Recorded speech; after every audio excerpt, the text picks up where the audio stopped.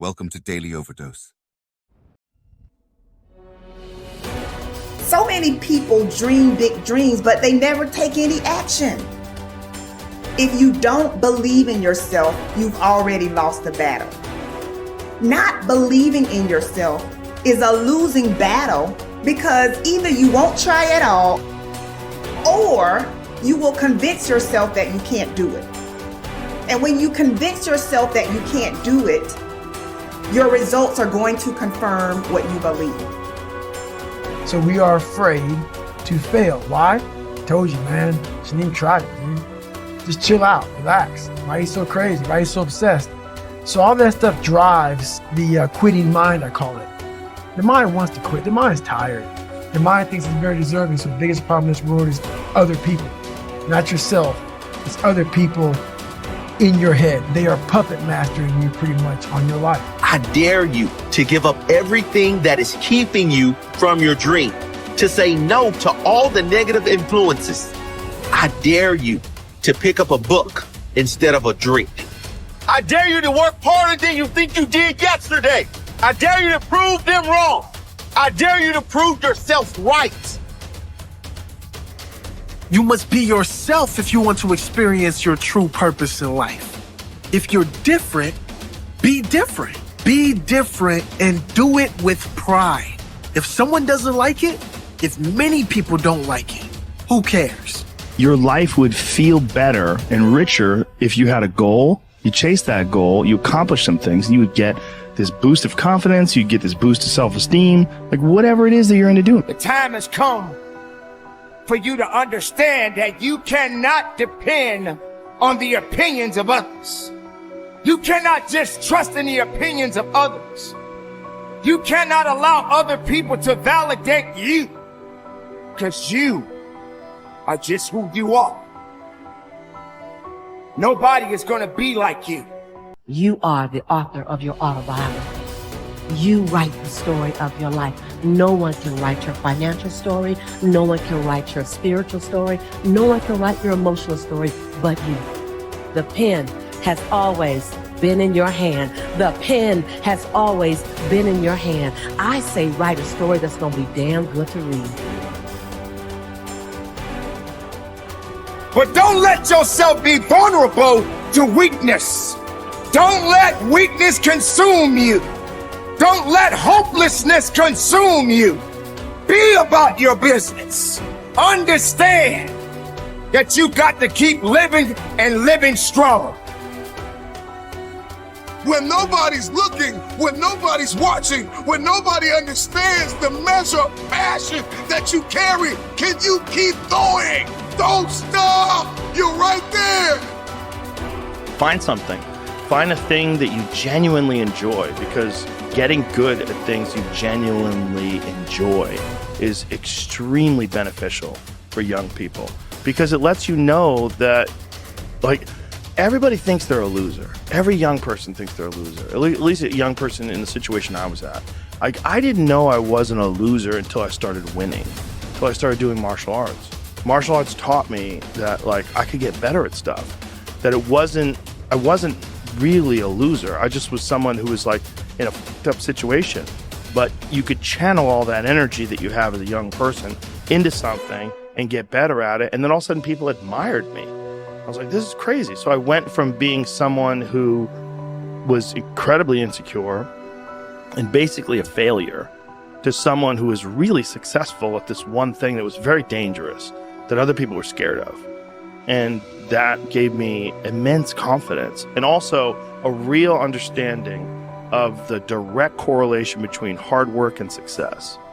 And kind of understanding that you're not a loser. Right. That there is a diamond in the rough. Yeah, and also an understanding that you can't listen to people. Because even my parents didn't want me to do martial arts. They didn't want me to fight. They didn't want me to do stand-up. There's like, you have to understand, like, who you are.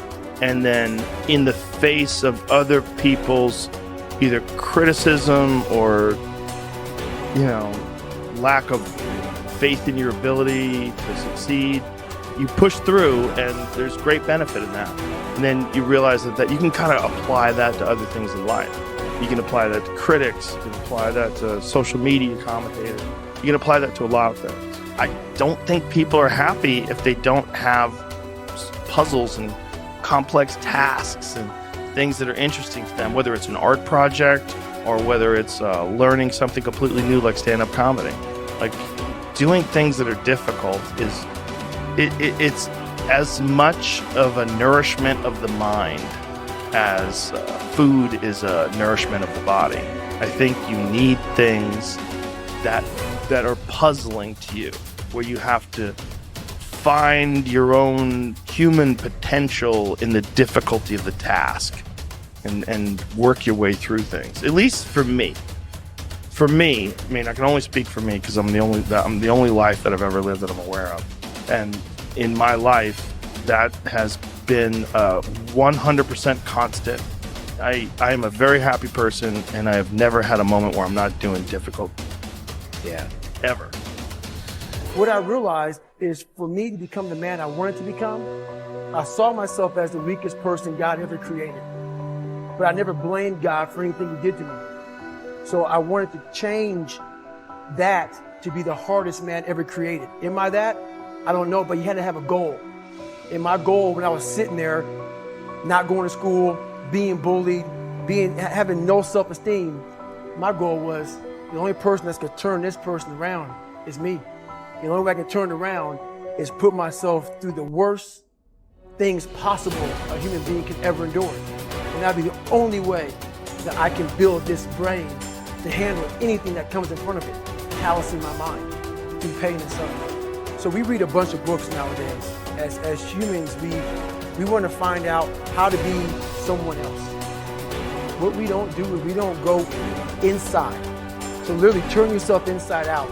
Read the book that says, like we're writing a book every day for life, but we never read that book. So what I would challenge this young man or young woman to do is you have to look inside of yourself and see what you really want. What are you passionate about? We use these words and these little phrases of only the strong survive and all this other crap. They're all words. I get so tired of hearing people just talking. Like right now, someone may think Goggins is just talking. You don't know me. So when I speak from passion. I speak from experience. I speak from suffering. I have to tell this young man or woman that the only way I believe, this is my experience in life, the only way you're ever going to get to the other side of this journey is you have got to suffer to grow. To grow, you must suffer. And some people will get it, some people won't. But they have to see what their journey is to start their journey. Several people live to be 100 years old, and they have great lives, and they have great kids. The kids go to college and all sorts of stuff. But somewhere in their life, there was a point where they had a decision to make. They can go left or right on this path. Left was the easy route. Right was the hard route. A lot of people take the easy route. And they had a good life that way, but the better life was going to the right side. And you may have 20 years of pain and suffering to get past it, but a lot of us die never truly starting our journey. And I would tell this young person, you gotta start your journey. It may suck, but it will come out the other side where you're coasting. Study the values you admire. You learn values by studying them closely. The law of concentration says that whatever you dwell upon grows and increases in your life. What this means is that when you study and read stories about men and women who demonstrated the kind of values that you admire and respect, and then think about those stories and that behavior, those values sink ever deeper into your mind. Once these values are programmed into your subconscious, they create a propensity within you to behave consistently with those values when the situation requires them. For example, in military training, soldiers are continually told stories of courage, obedience, discipline, and the importance of supporting their fellow soldiers.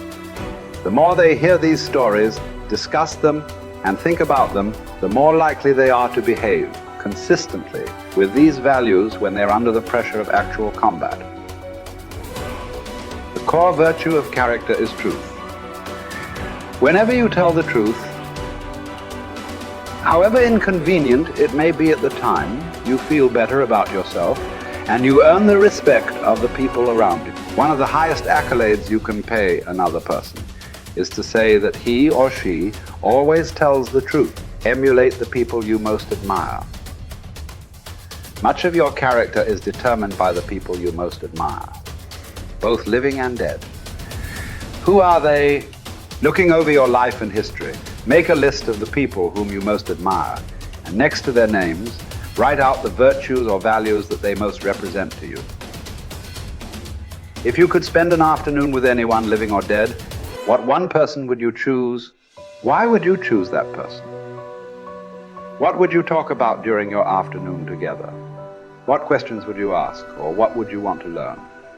Consider this as well. Why would that person want to spend an afternoon with you? What are the virtues and values that you have developed that make you a valuable and interesting person? What makes you special? Practice the values you respect. You develop values by practicing them whenever they are called for. As the Roman Stoic philosopher Epictetus said, circumstances do not make the man. They merely reveal him to himself. When a problem occurs, people tend to react automatically based on the highest values that they have developed up to that moment. We develop values by repetition, by behaving consistently with a particular value over and over again until it becomes a habit and locks in so that we come to practice it automatically. Men and women with highly developed characters behave in a manner consistent with their highest values, and they do so without thought or hesitation. There is no question in their minds about whether or not they are doing the right thing.